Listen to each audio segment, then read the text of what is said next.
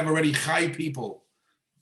By the way, Jeffrey, Yaakov, I want to tell you, you learn from these doctors, because the next session is lawyers in Torah. That's going to be on Shavuos.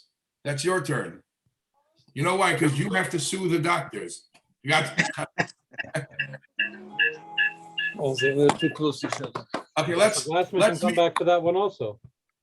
Let's mute everything. Let's mute everybody. Let's start. Let's start in 30 seconds. We want to start on time.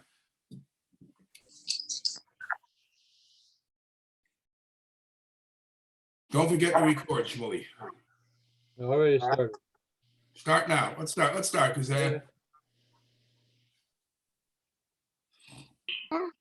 want to make it. Okay.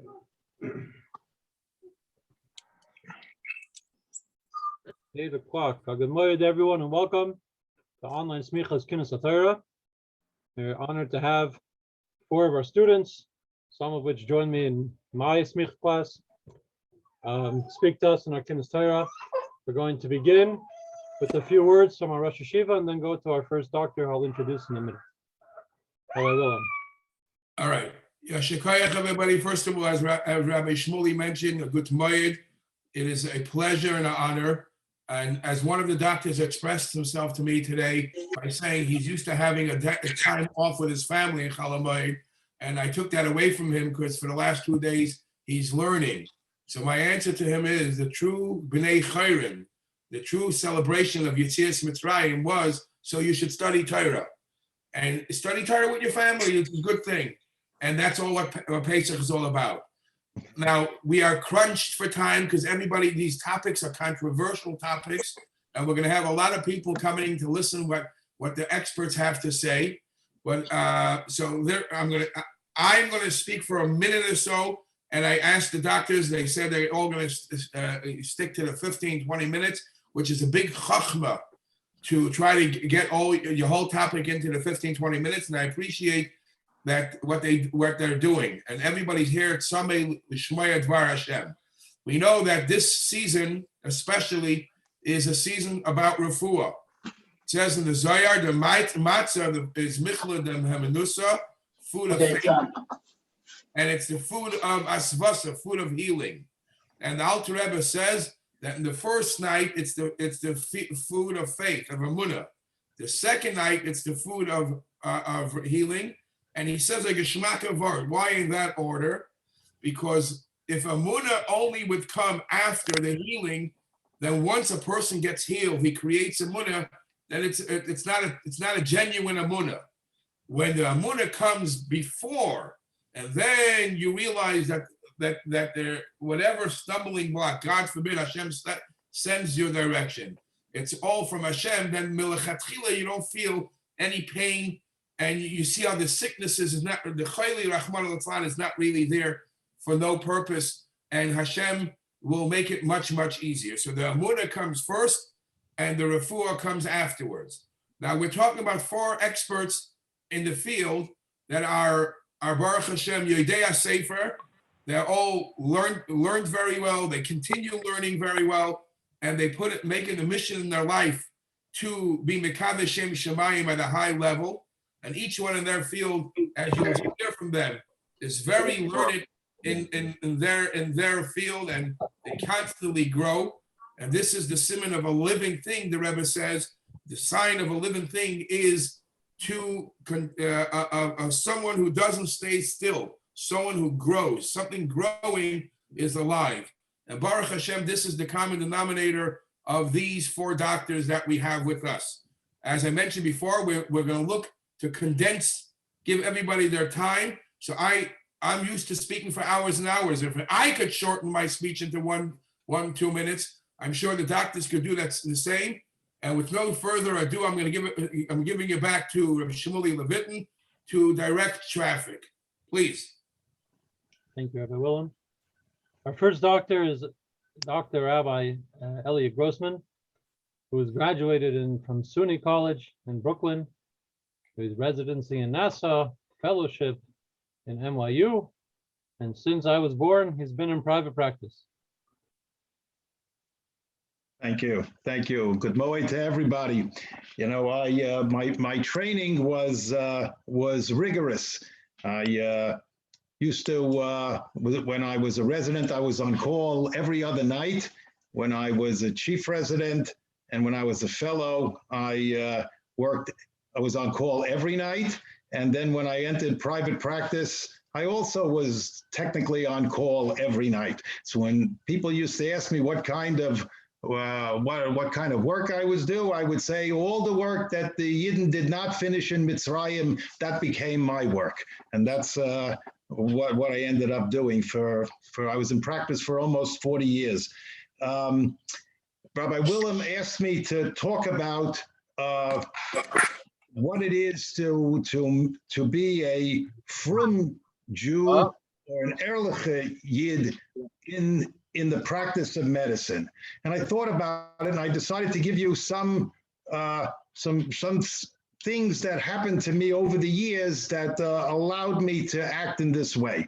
It's easy to be a Frum Jew. It's a lot harder to be an Ehrliche doctor because when you're an Ehrliche Yid, you interact with other Frum Jews, you interact with non-Frum Jews, and you interact with Goyim, and you have to always act in a way that's going to be Mekadeh Shem Shemayim, and that you give the others the proper impression of how a Jew is supposed to act.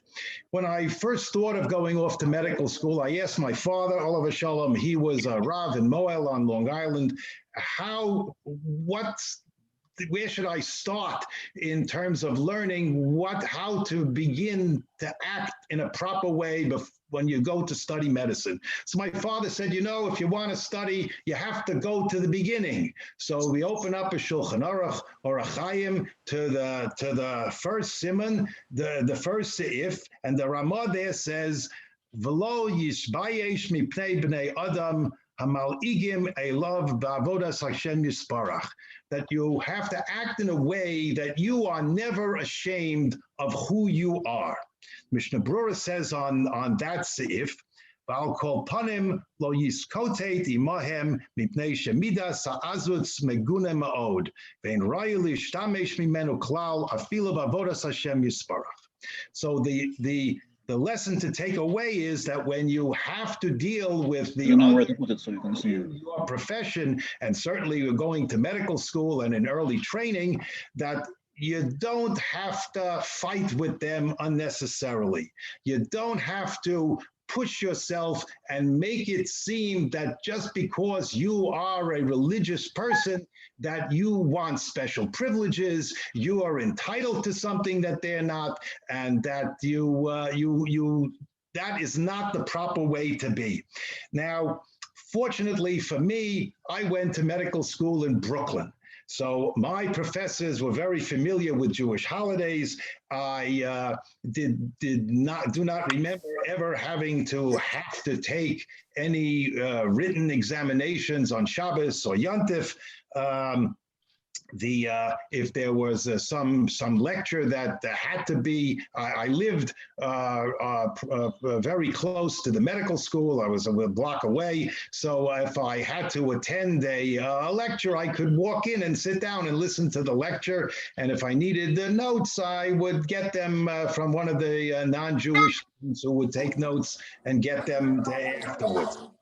Now, I'm going to give you some stories that happened to me, and to give you a flavor of what it's like.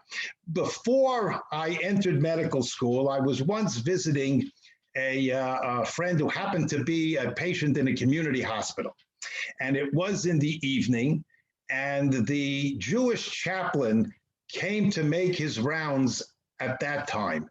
This chaplain usually made his rounds in the morning, and now he's coming in the evening, where the staff, the nurses, didn't know who he was.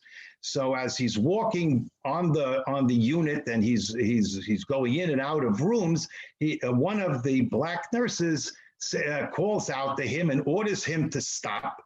And she wants to know who is he and what is he doing going in and out of patients' rooms at this hour. And he explains to her that he is the Jewish chaplain and he's coming to see the Jewish patients. So she says to him, you're the rabbi? He says, yes. She says, where's your yarmulke? He says, what? Yarmulke?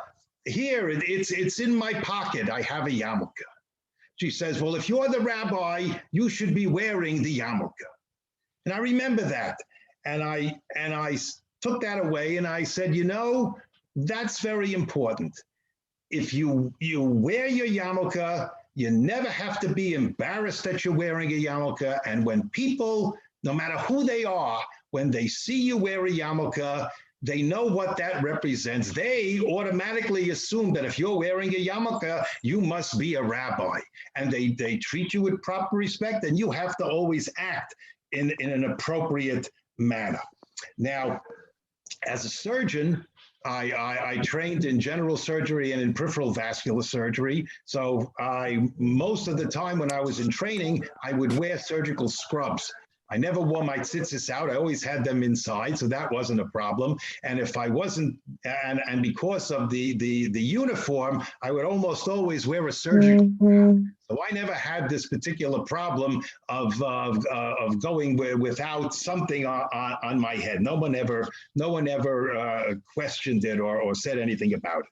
Several times I used to get questions regarding when we would change in the dressing room, taking off the street clothes and putting on surgical scrubs. So people would ask about tzitzis. They thought that was very interesting, especially when the trailers came out, and now they become something that's you look at so it became to talk about. And I would always say this is a sort of a prayer shawl, and never had to go further than that. No one ever was made fun of it or said it was an extra burden to wear. None of those things. As a matter of fact, there was a Hindu doctor who worked with me for many years. Now, Hindus, they wear a single string, and he was extremely pleased with the fact that I was explaining why I'm wearing tzitzis, a talus cotton, that he now had, no one was bothering him anymore because he could just reflect to me. So look, I only have to wear one string. He's got all this whole thing that he has to wear. So that was an interesting occurrence. No one ever complained that I had to when I put on tefillin in an on-call room.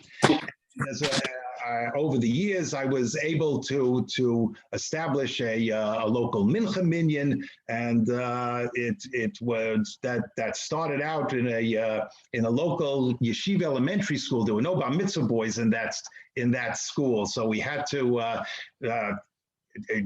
get some of the teachers, and I would bring some of the doctors that were in my hospital that could come by. And Baruch Hashem, over 20 years, the minyan grew to now to 30, 40 people, men that would come from all the local businesses and offices. Now, up until COVID, that was a good thing. You even got one of the United States postmen joined our minyan. Downstate is in East Flatbush in Brooklyn, but it wasn't too far from Crown Heights. So while in the years that I was there, I could go down to 770, got to know some of the people in the Lubavitch hierarchy. Now, my chief of service in residency was not Jewish, and when I trained, it was way before cell phones and surveillance cameras and any of these things. And he always told his residents that it was very important for surgeons, surgical residents, to always act in a proper manner, because you never know who's watching. You don't want to be in a place where people are going to say he was there or he was with someone that was inappropriate, or he said something that was inappropriate. And when I met him and heard this, and I said to him, this is part of our philosophy. We believe that there is someone, Kadosh Baruch Hu is always watching, and everything that you do is recorded somewhere, so that you have to eventually give a din b'cheshbon. That's the proper way to always be. So our little group, my residents, my co-residents, they always were proper. They didn't go out to bars and go to places where they shouldn't be, and they didn't hang out with people that they shouldn't. So it was easier for me. That's a problem that a lot of medical school students and residents have when it becomes available to them that they can go there. The pasuk in today's kriya, the kara l'chava achalta mizivcho, applies, so that when you're in the medical profession and when you're in training, you are tempted many times to say, I have to go and attend this social event or this party, because otherwise maybe I'm going to, if I'm not there and they don't get to know me, maybe my referrals will be affected.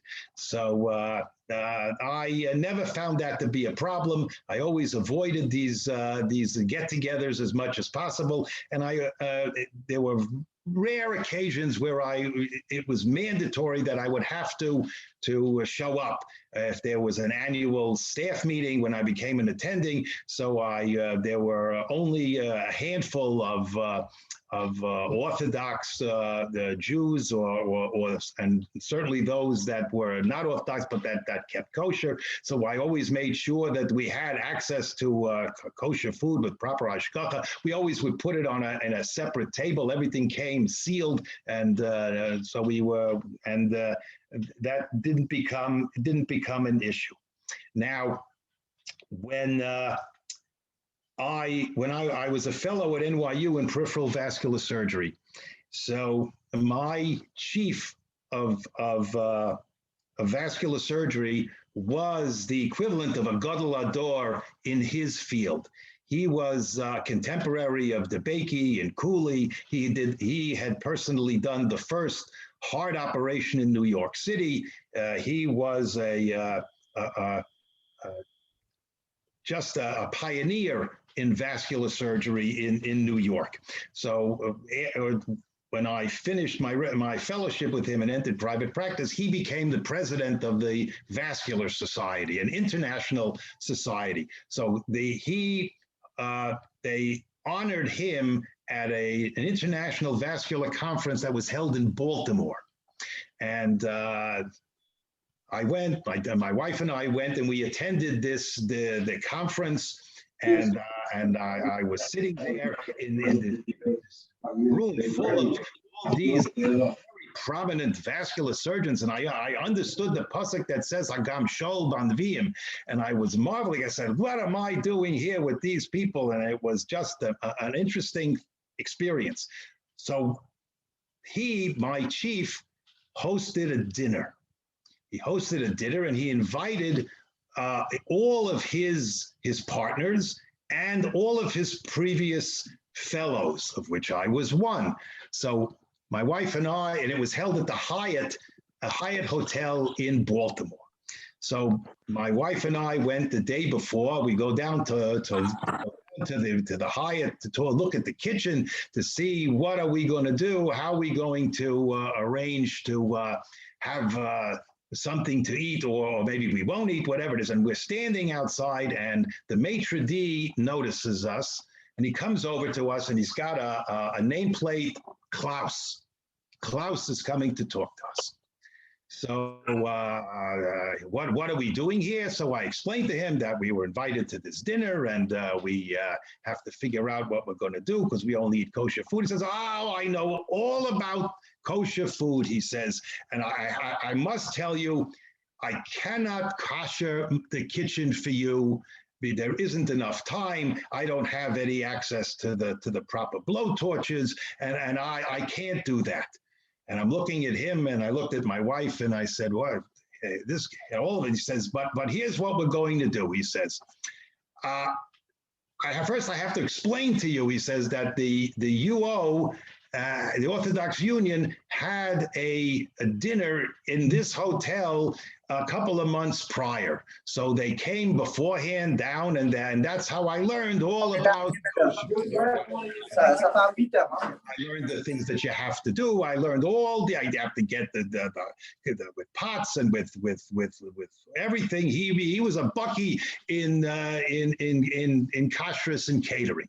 He says, so I can't do that, but what I'm going to do is I'm going to see to it that you have proper dinners, star K supervision, double sealed, everything will be taken care of. Very good. So, and he did. And it was a wonderful dinner, and everybody thought that our food was better than their food. Then he comes out with kosher wine. He says he had made a promise to the UO that he would always keep several cases of kosher wine in their wine storage area. So he brings out the kosher wine. He says, I'm going to see to it that the waiter that's serving you this wine is Jewish, so that you shouldn't have any problems with anybody else that's handling. He knew everything. It was really an interesting thing. Now, going back, when I rotated obstetrics at Maimonides Medical Center in Borough Park, and that was a very busy obstetrical unit. And they not only were a lot of Jewish babies born there, but a lot of non-Jewish babies were born there. And of the baby boys that were not Jewish, where many of them were circumcised by the OB resident staff. And I was watching them do their procedures. My father was a Moel. I must have seen hundreds of brisson growing up with my father. And I watching what they were doing. So I tell the resident, you're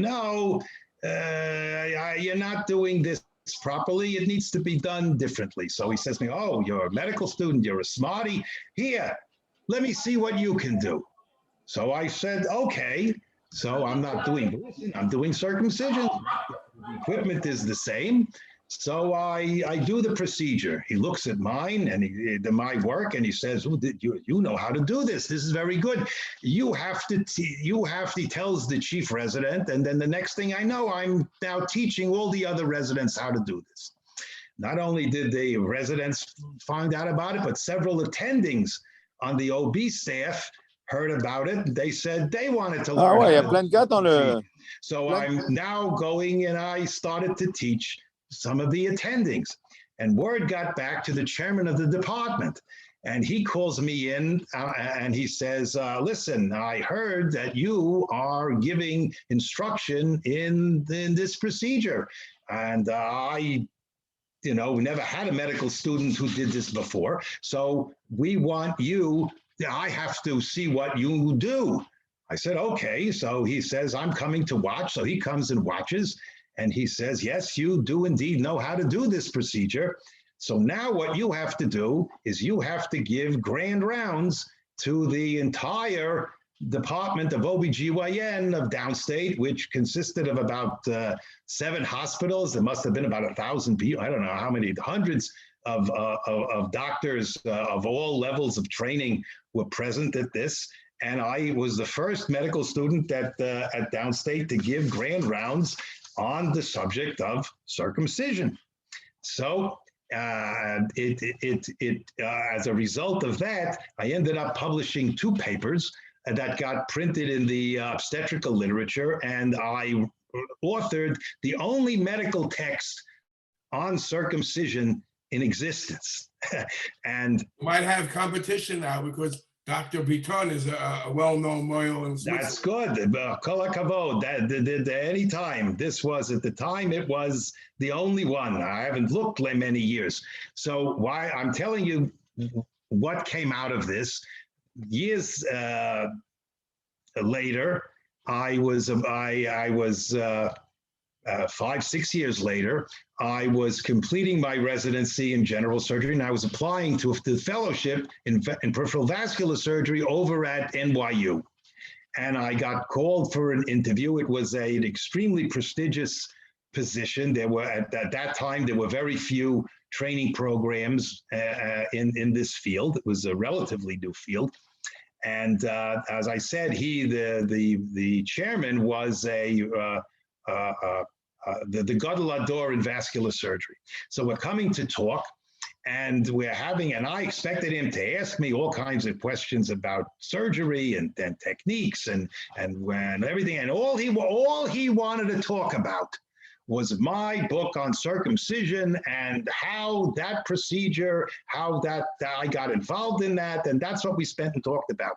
So and I got to talk about a little bit about my father and some background, and it became a big Kiddush Hashem, and that's the essence of the story.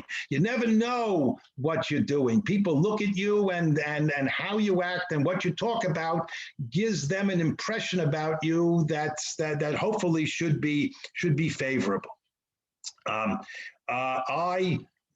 To talk about more practical things in Halacha, I did not enter a Shomer Shabbos residency, and there were very few in surgery, but I felt that it was more important for me to really learn Hilchos Shabbos and to learn what to do in cases of pikuach nefesh early on in my training, so that when the achrayus became mine, when I graduated and became an attending, and I had to make the decisions, I would be comfortable in handling the situations and knew a lot about what to do.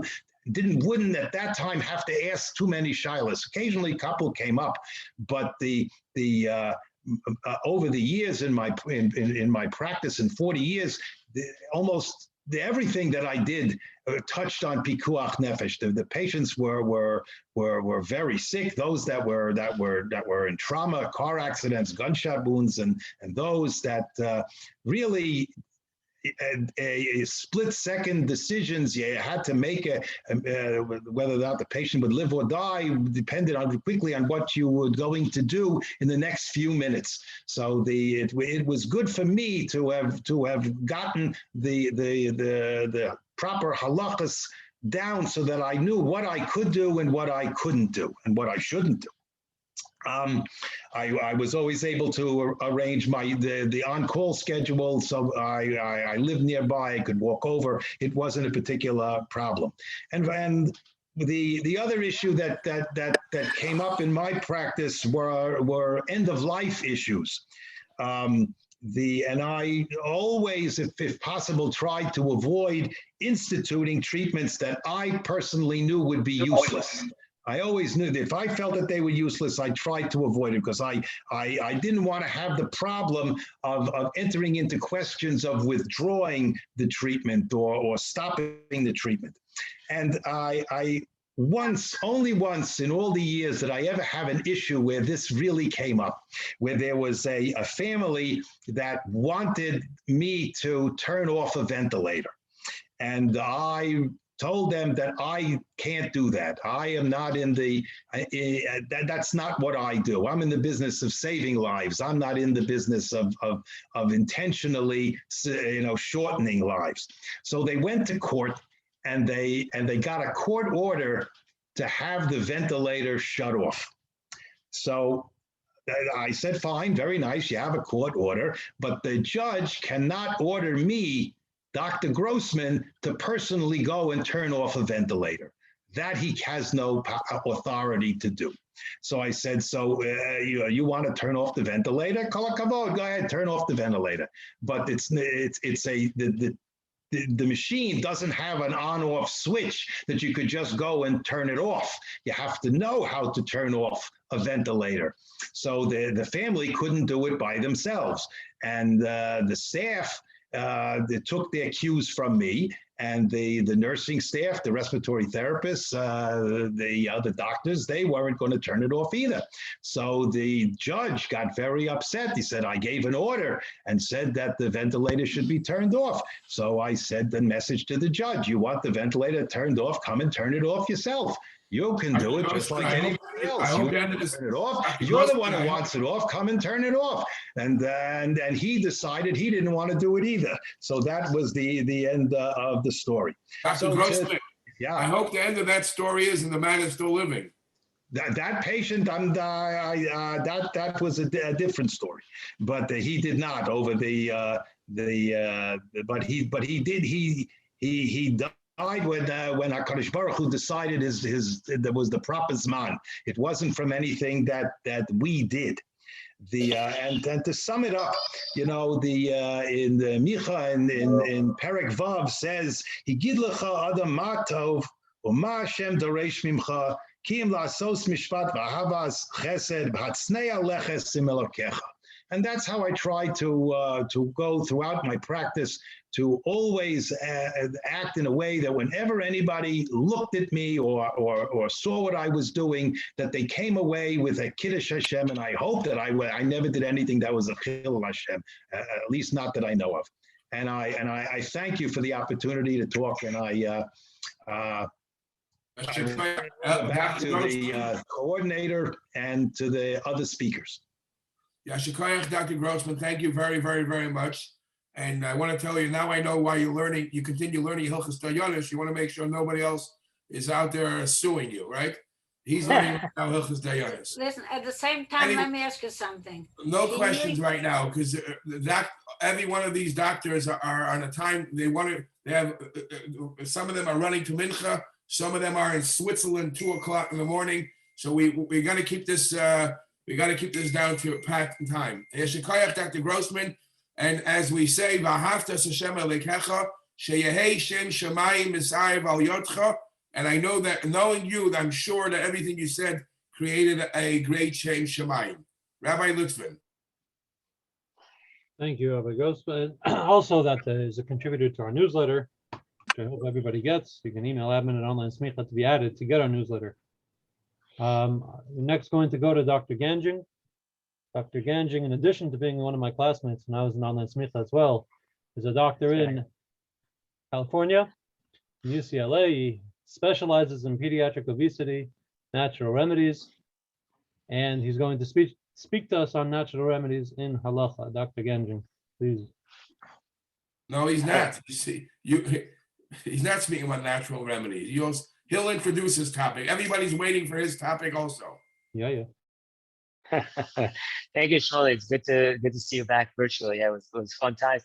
Dr. Grossman, I really loved your stories, especially about the medical student giving grand rounds and not playing the ventilator. A lot of this stuff will just bring back memories of similar situations, and it'll be great just to brain with you with all the experience that you have. I'm going to talk about something that I deal with on a daily basis. Rabbi Wilhelm said, everybody, doctors, halacha you deal with all the time.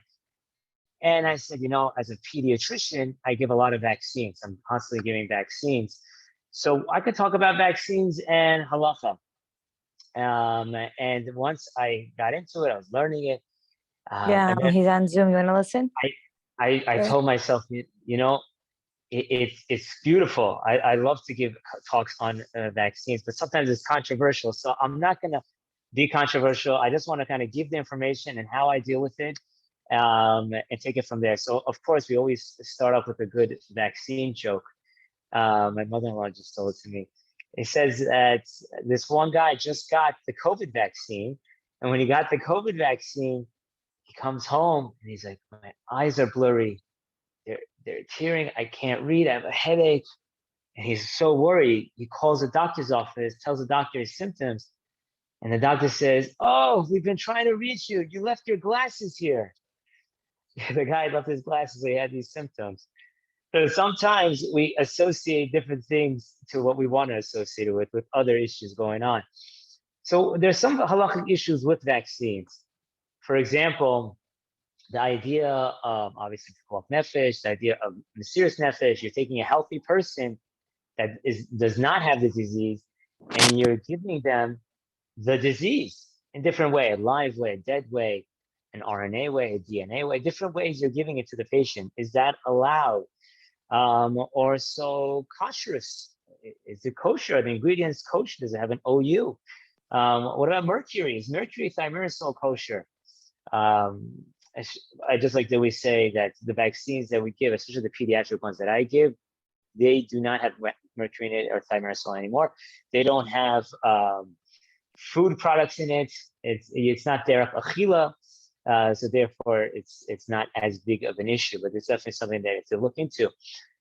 I just like to start off with a history of vaccines, which is fascinating, and it's in the late 1700s, early 1800s. The time was going on with, and it was rife with smallpox. Smallpox was killing a lot of people. Millions of people were dying from it, and actually 400,000 people were dying every single year from smallpox. It was a very, very bad disease. So they found out that if you take someone that has a smallpox and you pop that pimple and you actually go ahead and you go and you put it into a healthy patient, that healthy patient will get a mild version of smallpox, but they won't get the bad one. And the question was, is this allowed? Is this, and if you read the literature, because is this inoculation allowed? Inoculation, is it allowed? And the Rabbanim at that time said, yes, it's allowed, even though the mortality from that inoculation method, the mortality, if a person would do it, it would help a lot of times. But 1 in 1,000 people would die from that vaccination method. Actually, there's a tombstone on Long Island that says this person's name passed away at age 17 from the smallpox inoculation. And was it allowed with such a high mortality rate? 1 in 1,000 people, oof. And the answer was yes, it's allowed for the greater good. And the vaccine started getting better, and they started using injections and syringes, and a couple of Chaim talks about it and why it's better, and it's still allowed, it's still recommended. And one of the things I always like to focus on are the benefits of vaccine. If you look at the top 10 things that changed the world in the last century, in the last millennia, what are the top 10 things? Vaccine is always in the top 10 on all those lists, if not the first one on almost all those lists. An anecdote I like to say is that in America, there are schools for deaf children that are closing left and right. Why are they closing? It's because there are much less deaf kids being born, Baruch Hashem. So they don't need as many schools for deaf children. A lot of times moms used to be pregnant, and while they were pregnant, their other child that they had that was already born, their toddler got chickenpox. Okay, the toddler deals with it, gets over it. But if the mom while pregnant gets chickenpox, then the fetus, God forbid, oftentimes will come out deaf, sometimes blind, sometimes brain infections. But now, Baruch Hashem, because of this vaccine, the rates have gone down a lot. A study just came out in the last 2 days saying that there's a virus called HPV, which causes different types of the machla. And the study shows that because of the HPV vaccine, the amount of people who have gotten this virus, which can cause the machla, has gone down by 80%. 80%, that is huge. It's unbelievable that we see that. With that being said, of course, there are some risks in vaccines. There are sometimes people can get a little sick from it. Of course, we know everyone's talking about, oh, you got your second dose of the coronavirus. How did you do? Oh, I was in bed for 3 days. Or, oh, I was sore. I was this. Some people can get very sick from it as well. We know that there are issues as well, that people getting very sick. But there's also risk from common day things. Tylenol has risks and toxicities. If you read the side effect list from Tylenol, you're not going to want to take Tylenol anymore. Benadryl, we give that for allergies. One of the side effects of Benadryl is allergies. I had a patient who was allergic to the anti-allergy medicine of Benadryl. Just phenomenal. You have these side effects. So how do you know? Is it good? Is it safe? Because you have the benefits and you have the risks. But that's what we have. It's called the risk-benefit ratio. And that's what we deal with in medicine. Do the risks outweigh the benefits, or do the benefits outweigh the risks? And by how much do they outweigh it? Is it great? In medicine, we look at that to decide, and not only in medicine, but also which is a smicha program, as rabbis, we also look at the risk ratio in halacha. You have to look at it in order to be able to decide, do you do it, do you not get it? And especially now when you're thinking about Hey, Doc, the you're coming COVID into my vaccine. territory. Sakana doesn't become batal b'shishim. That's right. Sakana does not become Shishim, and it's even more important. So there's the sakana of also not getting the vaccine. That's really what the issue. There's two sakanas here. It's not just one sakana. And as we're dealing with the time right now, it's a really exciting time with the COVID vaccine coming out. And one animal goes to another animal and says, hey, are you getting the COVID vaccine? And the other animal says, no, I'm not getting the COVID vaccine. And the animal says, why not? It says, because they haven't finished testing it on human beings yet. And you know, the COVID vaccine, it's an exciting time because it's the technology that's found as mRNA technology. Vaccines have been around for about a decade, and they're doing a lot of research on it. And it's a type of technique that I like to say it's like a drill. You have a drill, and all you do is you change the bit at the end of the drill to get whatever virus you wanted to attack, whether it's the coronavirus or any other virus. So they've been doing research on it for a decade, and now they're applying it to the coronavirus, and it's been working really well. This vaccine, also the way they developed it is that they made sure not to add any adjuvants or preservatives into it, so that the person shouldn't get allergies to the preservatives and skew the numbers and say it was an allergy to the vaccine. So they really limited the adjuvants and the preservatives in it. And that's one of the reasons why the vaccine has to be stored at such a cold temperature. The Pfizer vaccine, the coldest of them all, and Moderna as well, as we sort of cold temperatures as well. And so it's an exciting time. So what do people do? People always ask the doctor, do you recommend vaccines? Do you recommend vaccines? And I tell them, listen, I want you to know, first of all, who I am. I am pharmaceutical free. I don't meet with pharmaceutical representatives because I don't want to get any influence or be biased. My residency was pharmaceutical free. My medical school was pharmaceutical free. I've been always pharmaceutical free. I do my own research. Why? As a Frum doctor, I have a responsibility to really find out, do these work, does it not work? Because if there's a Jewish kid that can Chas v'shalom develop any sort of reaction to it, not only will I not recommend the vaccine, but I will publicly stop and say, don't do it. But I've been giving it over and over and doing so much research and finding it, and Baruch Hashem, you see the safety of it. But unfortunately, on the media, there's a lot of fake news. There's fake politics, there's fake news, there's fake medical news. And who's hit with it the hardest are the mommy groups. The mommy groups get hit the hardest because what they do is on these mommy groups, they give data, which all the time is fake, and then they get you in the kishkash with like a story how it affects, it's always fertility or development in kids. Oh, it's fertility development. And they always come back, no, it doesn't. Like, for example, the MMR vaccine, the measles vaccine, does it cause autism? And it was a study that was published in about 20 years ago now. 4 doctors have published a study about that MMR vaccine does cause autism in kids. So the study came out, doctors gained a lot of publicity, got to go on a lot of shows, fame, it's great. And unfortunately, when they looked at their data, they found out that many of them had made up the data and lied with statistics. If you look, there is ways to lie with statistics. The whole book is called How to Lie with Statistics.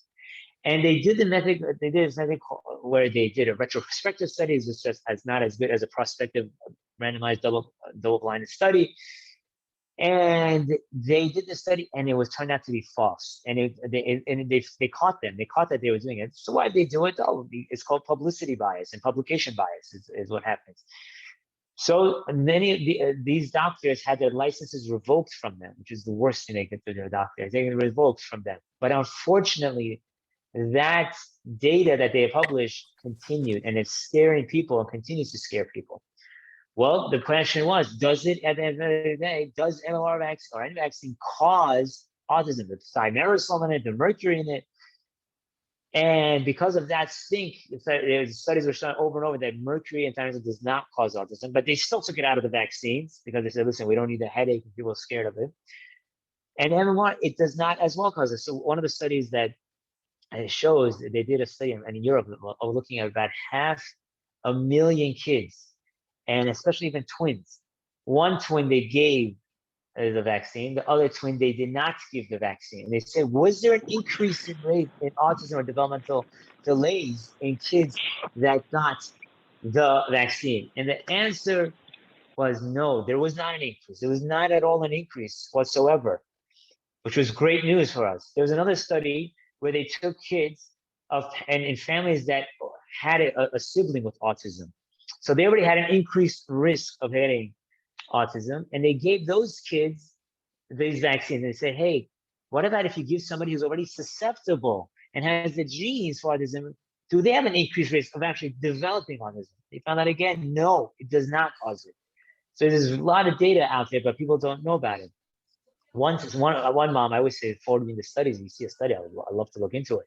And one mom sent me a data. It was from the American College of Pediatrics that one of the vaccines causes, again, the same thing about fertility, ovarian failure. I'm like, whoa, that is dangerous. Where is it from? It's from the American College of Pediatrics. Wait a second, American College. I'm a pediatrician. What is this American College of Pediatrics? I've never heard about it. We're part of the American Academy of Pediatrics, but what is this American College of Pediatrics? I didn't know. I did some research. I found out it's some shady group out there that is not, pediatricians are not really part of it. So I said, okay, but there's data that they have. I need to analyze this data. So I contacted the CDC. I contacted the National Institute of Health, and I said, listen, let's go through this data together. I need to find out, is it causing that? And we went through the data, and we found out that they were using cherry picking and other non-statistical ways, and they actually even made up the data to support their claim, the hype, to be able to really scare moms. Usually it's the moms that get scared on this, but even dads too. Anyone's screening this data. And I was like, whoa, if I can, and I'm giving things, can get duped and fall for it. Anybody could. So what are you supposed to do? Like, how do you know who to trust anymore? You can't trust WhatsApp groups. You can't trust Instagram, Facebook. You can't trust anybody. Who do you trust? You can't trust the politicians. So the answer is, Halacha tells you when there's a situation that affects your health, what are you supposed to do? You're supposed to ask your Rav. Ask your Rav, what does your Rav say to do? What does your Rav say to do? And if you ask your Rav, you see what it is. Like, for example, Rabbi Shusterman gets, my Rav is Rabbi Shusterman here in LA. He says, Rabbi Shusterman gets asked, does a person have to get the corona vaccine? And he says, the Torah says you need to ask a doctor. Ask your doctor. All right, so then it comes back to you. So I said, go to the Rav, and the Rav says, at this point, ask the doctor. So what did the Rav say? So I said, at this point, now you ask your doctor who you trust, who's not biased, who doesn't have an agenda this or that way, on the other side, and go with that. Go with it, because really, you can't trust anyone else, either way. So you go with your Rav, you go with your doctor, and go with that. But one of the things that I always recommend is achdus. It's unity. It's really important to be unified, which means people always say, oh, my kids are vaccinated, but my siblings' kids are not vaccinated. Does that mean they shouldn't hang out with each other? I say, no, don't separate families from one another because of that issue. There should be unity. You should try to encourage them, but if it's really causing a friction, just leave it alone. It's okay. Be unified. Achdus is very important. Unity is very important. Also, no bipolarism. There's this new trend of everyone's bipolar. Either you're completely on this end of the spectrum, or on that end of the spectrum. Either you're this or that. Don't fall into that trap of being either extreme. Don't say, oh, don't say this person is an anti-vaxxer. No, this person is in the government, and he's working on a conspiracy. Don't go that way. Either way. Either extreme is completely right. Go the middle path, as the Rambam says, but of course, go with your Rav as well. And what I always say is, in conclusion, put a line there in conclusion, you write, Ein od milvado. As Rabbi Yemen Klesko says, it's all Hashem at the end of the day. It really is. It's all Kadosh Baruch Hu at the end of the day. Vaccines don't save lives. Antibiotics don't save lives. Tylenol doesn't, because it's all Hashem. But Hashem says, you need to make a good keli. You need to go get it, and that's what these vaccines and antibiotics are. Vaccines are a good keli. They're a very good keli. But at the same time, don't think that it's Hashem. The vaccine is here. I'm perfect. I'm strong. It's all Hashem. Before you get a vaccine, before you take medicine, dive into Hashem. Say, Hashem, I'm making a kelim. You save me, you protect me. I give a little bit of tzedakah, and that's it. When you do that, and when you realize the focus is it's all Hashem, is Eino Novado, then you won't get carried away this way or that way. Aselacha Rav, ask your Rav, and that's the best way to approach the whole vaccine issue. Thank you very, very much, Dr. Ganjian. You know that the Gemara says that the bigger the doctor, the Gemara speaks about the bigger the doctor, the bigger the punishment, God forbid, may be, right? So the Mefarshim say, why is the Lashon Toiv Shebarayfim, the better of the doctor? So it says Toiv is 17. For those doctors that only say 17 blessings in Shemona Esrei, and they omit Rifa'enu. Rifa'enu, they're the messenger. For a person like that, God forbid, gets punished. But people like the doctors that we have in here, who we just heard say it's all Hashem, all Hashem, all Hashem, they're saving lives. It's a mitzvah min Torah.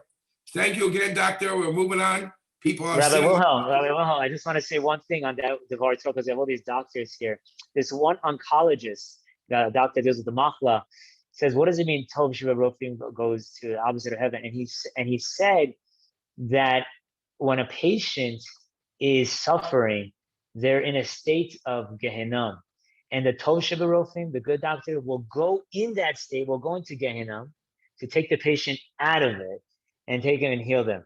So that's one of the beautiful. Very, very, very nice. If you call me later, I'll tell you another shot, but there's too many people waiting for Rav Shmuel Litvin. Okay, thank you again. Our next doctor is Rabbi Glassman. Rabbi Glassman, in addition to being an online smicha, also a moil, is the CEO of Hadarta. He works in internal medicine, geriatrics. He's taught in Harvard and Tufts Medical School. He interned in Johns Hopkins. He served in the IDF. He's been in Hadassah.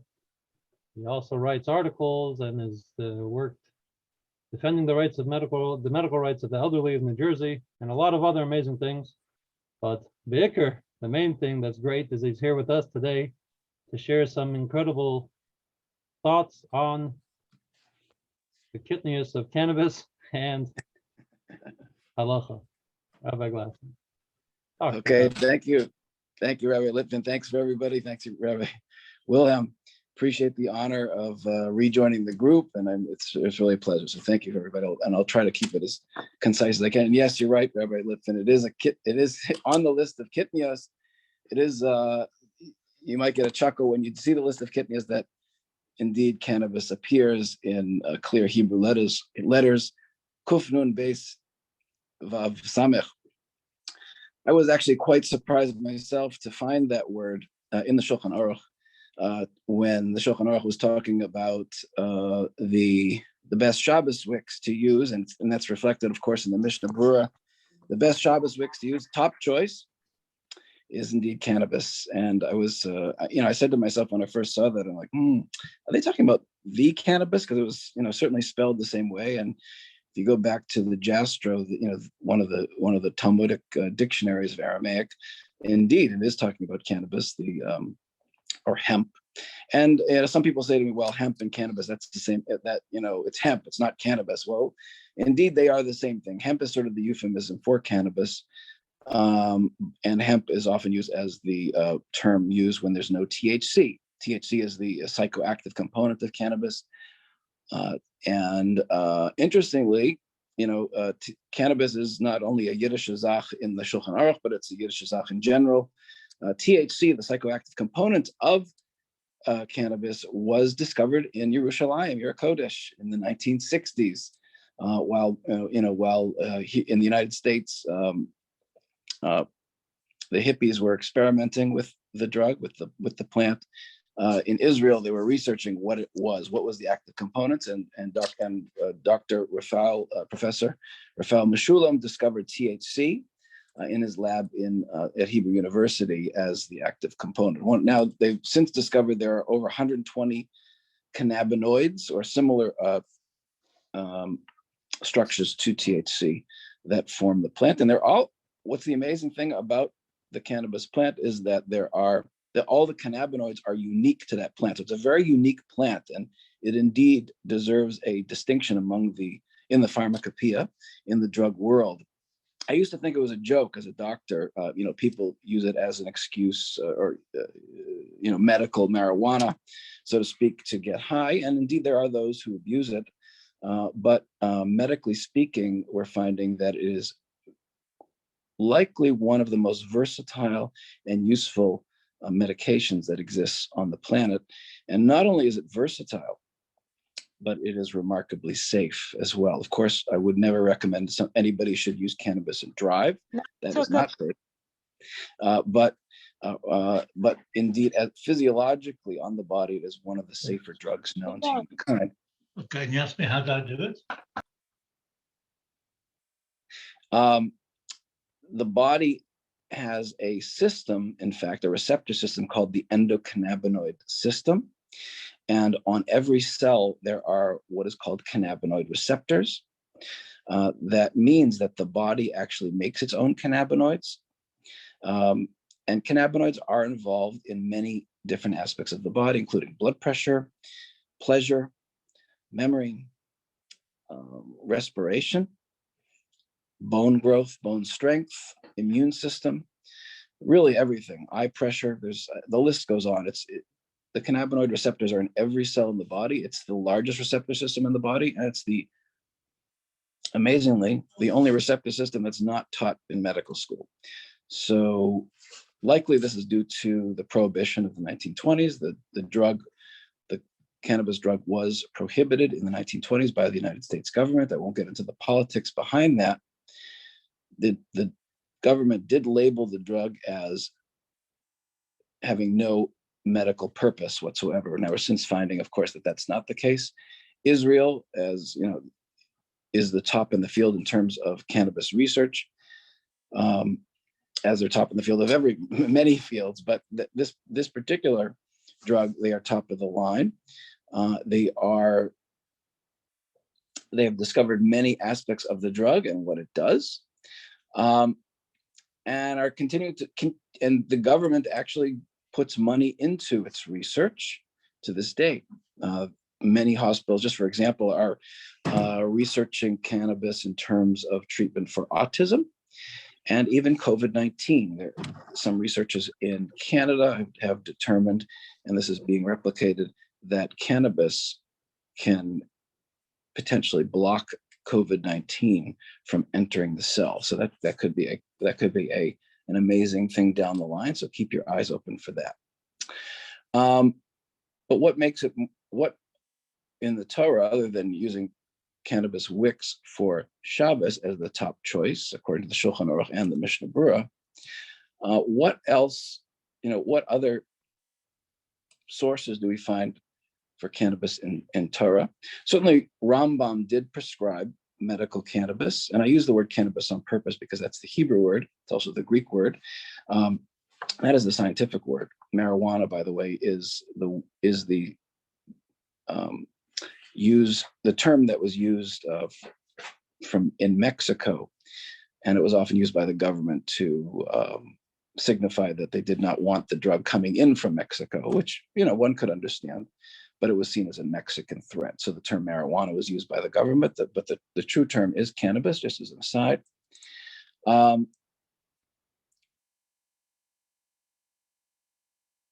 So if the source of it, as far as we understand, is from the oral Torah, the Mishnah, where it says, Haita, this is from Kilayim, tractate Kilayim, Bethe. It says that,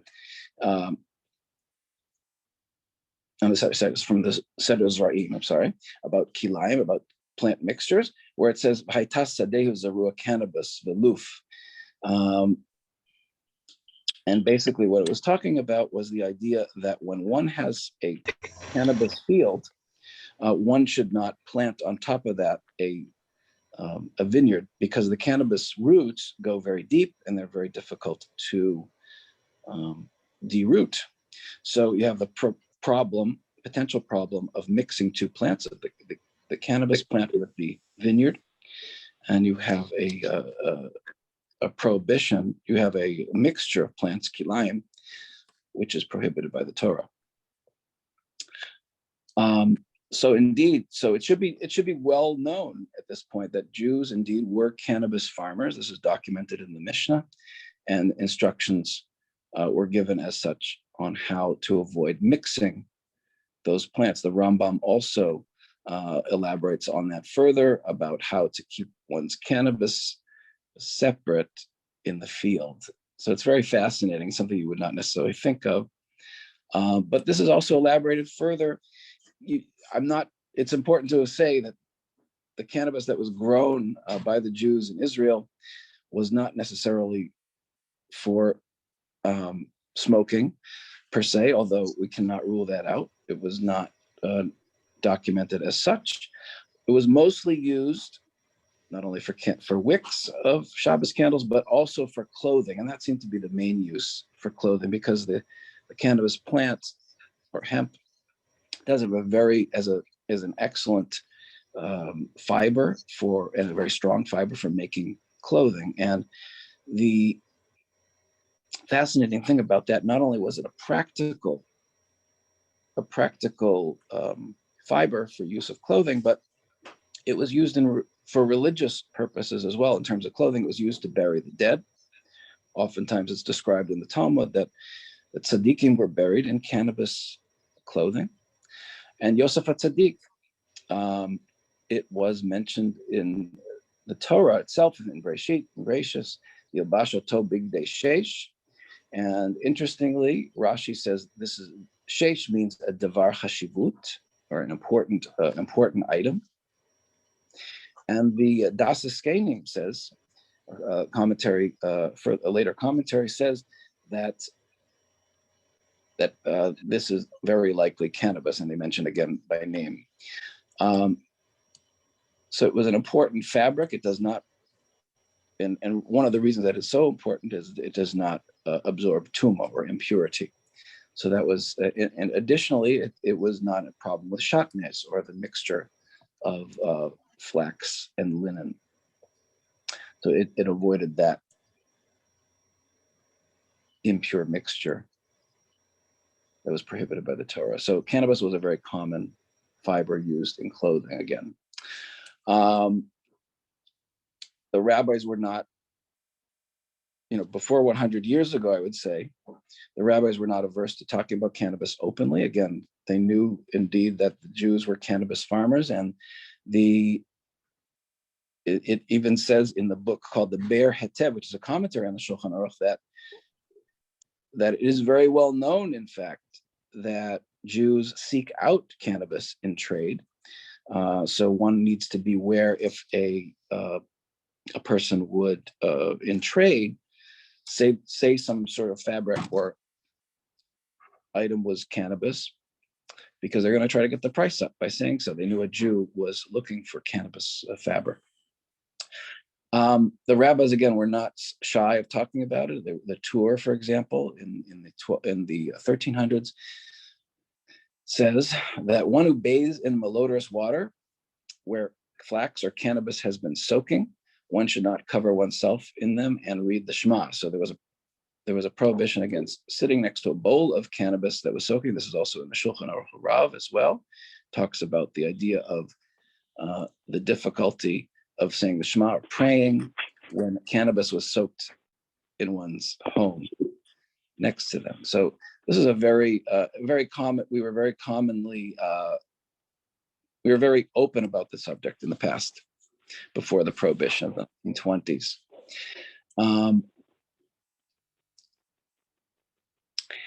And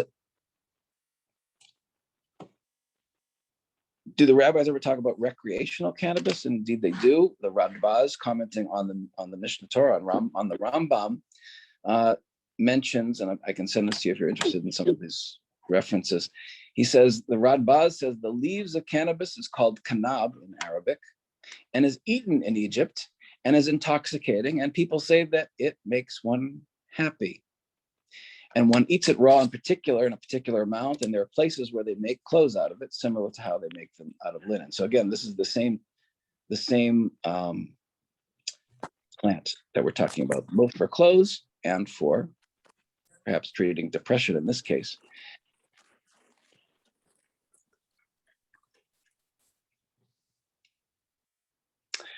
But again, medically speaking, it is quite an exciting field, so to speak, no pun intended. The endocannabinoid system involves communication not only with the immune system, but also the first communication between a baby, a fetus, and its mother through the placenta, through the uterus, is through cannabinoids. So just something to think about. There's a very profound, deep inyan in cannabinoid receptors and the endocannabinoid system to keep in mind.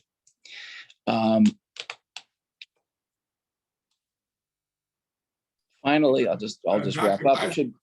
Dr. Glassman, you're not sitting in front of one of those plants right now, are you? No, this is a virtual background. I'll just end by saying there's a very interesting story from the Talmud, from the Gemara.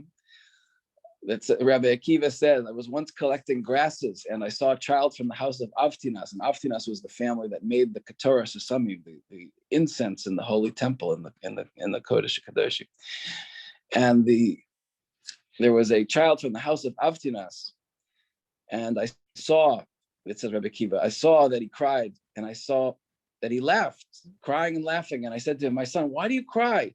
He said, because of the glory of my father's house that has decreased. The base of Mikdash was destroyed.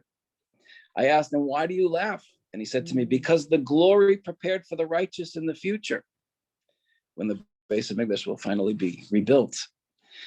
And I asked, and what did you see that brought on these emotions? And he said, the herb Ma'aleh Ashan is growing next to me. And he was,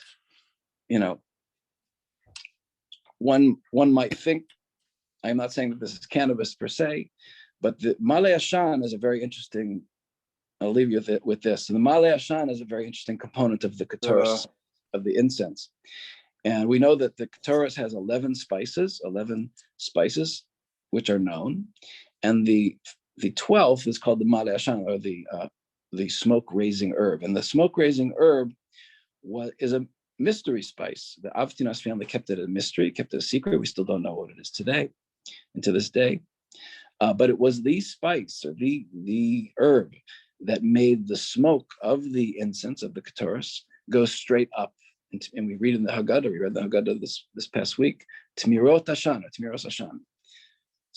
the straight lines of smoke. And this is an essential component of the Ketorah Samim that has to go in a straight line. And the Ma'aleh Ashan made this go up in a straight line. And we have to think to ourselves, because, potentially, I'm not saying that this is cannabis per se, but there are hints that it may be, and I say this carefully because there are hints in the Ramban that talk about the idea that this Ma'aleh Ashan may be what's called kaneh bosem, which means a fragrant cane. We don't know what that is either necessarily. There are lots of guesses out there, and there's a lot of guesses out there. But when Mashiach comes, Hashem, it should be today. In fact, indeed, we believe that he is coming today. We will know what the Ma'aleh Ashan is, and we will see the Tmiras Ashan very, very soon. So thank you very much. Thank you very, very much. I must tell you that while you're giving your speech, I'm getting texts from people all over the world. Could we go out to the store and buy some right now? Because you're Dr. Glassman all over there. I don't know where it's legal, where it's not legal, but Yeshikaya for that, and it's especially the Torah Insight. Before we go on to our last and final speaker, he's Mekayim, the Haggadah. When the Hanayim were sitting together in their Mesaper B'Shias Mitzrayim, it says the Talmidim came and they said, Rabbi Seinu, Higia Zman Krishma Shel Shachris. Ach, chutzpah. So by Dr. Bitton, it's in Switzerland right now. It's almost Higia Zman Krishma Shel Shachris. So I want to give him especially a shekayach for giving. I know he's a very busy doctor. He's going to be talking about a very important topic, alternative medicine and all that. But I do want to give a special shekayach for giving us the time in the middle of the night.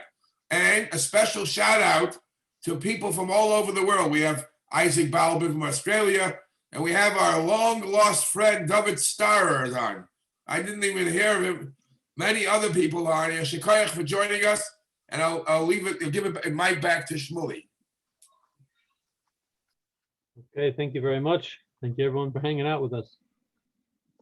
Dr. Rabbi Bitton comes to us from Geneva, where he's a European famous moil, as well as obtaining smicha and online smicha. He's an expert in the field of uro-oncology and urology, and he has a private clinic in Geneva. And in the interest of time, you can Google him. He's Googleable.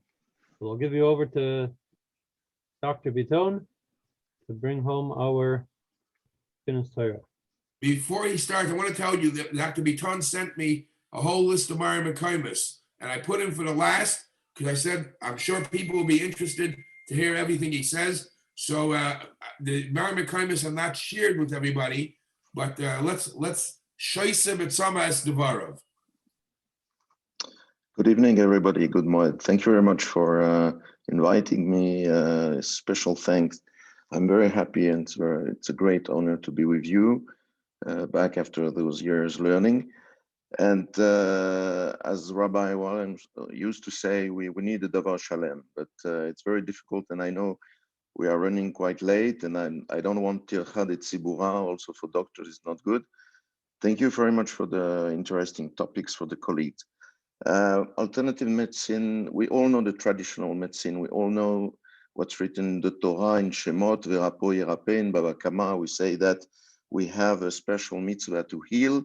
We give the doctor the possibility and the reshut to heal, but also we have in Vayikra, it says, V'lo te'onenu, v'lo tenacheshu, lo tenacheshu, lo te'onenu. It means that we should take care not to use superstitions and omens and supernatural healings to treat, because it's not a natural thing. So we have, first of all, to define what alternative medicine is or are, because you can understand that it would be impossible to list all the treatment and to say this one is permitted, this one is not permitted. But we say that alternative medicine is a practice that aims to achieve a healing, but we don't have any biological evidence of the healing. So it's a kind of nisayon experience from doctors, non-doctors, and sometimes it works, sometimes it doesn't work. So it's very interesting to see that in the field of Halacha, many great poskim from the Rishonim back to the Rishonim. We'll see a very interesting perush from the Rambam. So the great poskim are very. Some people are very against, and some are for the alternative medicine, and it's very interesting to see how they explain the words of the Rambam. So can we prove on the basis of the reason of nature? According to many doctors or scientists, we know that only a very small percentage of therapies have been proven or shown to have an efficacy. There are many ethical issues. Also, if we know that some studies, medical studies, very serious studies show that up to 50% of patients having, for example, treated by doctors in very specialized field in uro-oncology or oncologies, 50% of patients want to leave the treatment with chemotherapy or other serious treatment because they don't want the side effects, or they just think that if they try some kind of alternative treatment like acupuncture or something else, it will heal. So it's very interesting to see that these medicine are not very reasonable for some people. Another issue to talk about is are these medicine considered avodah zarah? And we know, for example, that I know people are very learned about Reiki. For example, if you do Reiki, you have to make some incantations and you use some avodah zarah. For example, in Tai Chi, in yoga, you also have to search and to draw some impure energies from the sitra achara, from the other side. For example, I'm not. I'm not sure I will have many friends if I say this, but what about acupuncture, reflexology? We don't know. So I don't want to be very long, but just to bring, and I think it's worth, Rabbi said that if you want the Mareh Mekomot, it's very interesting to get inside the text. And the Rambam, before he was very young, before he became a doctor, he wrote the Pirush HaMishnayot, and the Pirush HaMishnayot you will see in Masechet Yuma, Mishnah, it's in Perek Chet, Mishnah Vav. He brings a very famous machloket between Rabbi Matya ben Harash and Chachamim. Do we allow to give a patient a liver of a rabid dog if a patient has been bitten by a rabid dog and is in a situation of saving life? Are we allowed to give him the liver of the rabid dog? It's kind of segula brought down in the Gemara. So Rabbi Matya ben Harash allowed it, and the Chachamim say no, it's asur. And the Rambam says ki en ovrim ala mitzvot ela berefua bilvad. So it means that segulot are not refua. And he says that Isn't there a lot about that? Isn't there a lot about that on Shabbos also, to be mechal Shabbos for a schooler? Yeah, of course. But he says that if it's not a proven medicine, because back to those days, you can imagine that they didn't have any double-blind studies and such things. They just have the chazakah 3 times, as we say, for example, in the kamea. Are you allowed to bring in the Reshut Harabim a kamea on Shabbat? If it has been proven to have an efficacy 3 times, we say, okay, it works. So they didn't have any kind of experience or any medical proof to say it's good or not. But the Rambam seems to allude that you can be over on Divrei Torah only for a treatment which works according to the reason, to the teva.